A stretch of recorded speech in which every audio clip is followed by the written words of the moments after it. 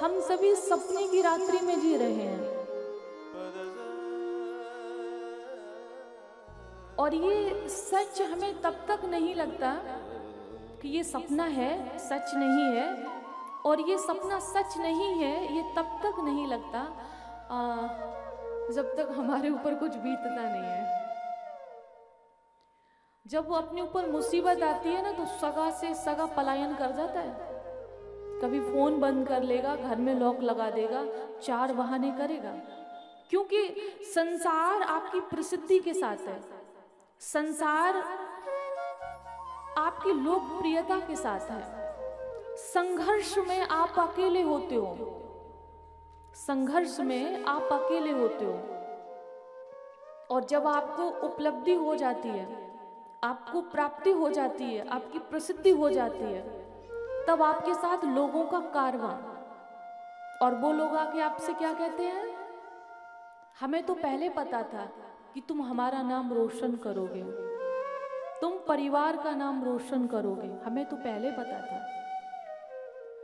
ये वो लोग होते हैं जो हमारे संघर्ष में कभी शामिल थे ही नहीं, जिन्होंने हमारा साथ कभी दिया ही नहीं, ये वो लोग होते हैं। तो संसार क्या है सपना, वो भी अजब निराला, मानव तू है मुसाफिर और दुनिया है धर्मशाला। जैसे अभी हम लोग यहाँ पर हैं, आप लोग भी आए हैं, तो जब तक आप जो भी रूम लेके रहते होंगे, किराया दे रहे हो तब तक हो, और किराया देना बंद कर दोगे तो आपको रूम से बाहर कर देंगे। ऐसे ही संसार में हम प्रारब्ध रूपी किराया दे रहे हैं, तो वो जब तक प्रारब्ध रूपी हम किराया है हमारे पास, हम वो देंगे, तब तक हमें यहाँ पर स्थान मिलेगा। और जैसे ही हमारा प्रारब्ध खत्म हुआ, हम मृत्यु को प्राप्त हो जाते हैं, हम इस संसार से चले जाते हैं। तो इसीलिए कहा जाता है कि वो ये जो काटना चाहते हो। जैसे मान लो अगर आपको आम का फल अच्छा लगता है तो आम का वृक्ष लगाइए, और अगर आपको कांटा पसंद है तो फिर बबूल लगाइए, क्योंकि जो बोएंगे हम वही काटेंगे। तो सभी को आम अच्छा लगता है, अमरूद अच्छा लगता है, तो हम सबको क्या करना, सत्कर्म रूपी बीज बोना है। तो उसका फल क्या होगा, मानव तन।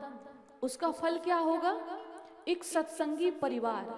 उसका फल क्या होगा, धनाढ्य घर, क्योंकि धन होना भी जरूरी है। मैंने कभी किसी कथा में नहीं कहा कि आप धन मत कमाइए। मैं तो ये कहती हूँ अगर महीने पर 10 लाख कमाते हो तो 10 करोड़ कमाइए, मैं तो ये कहती हूँ।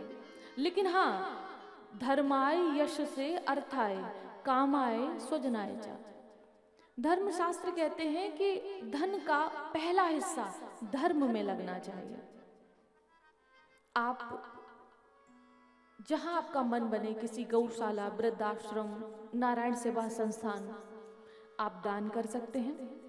तो वो दान क्या होगा, जो धर्म का आप एक हिस्सा, मतलब धन का एक हिस्सा धर्म में लगाएंगे, वो आपके साथ जाएगा, और जो इस संसार में लगाएंगे वो यहीं रह जाएगा। आप किसी गरीब बच्चे को गोद ले सकते हैं, उसकी पढ़ाई का, पूरे जीवन का खर्चा उठा सकते हैं, उसके नाम कुछ कर सकते हैं।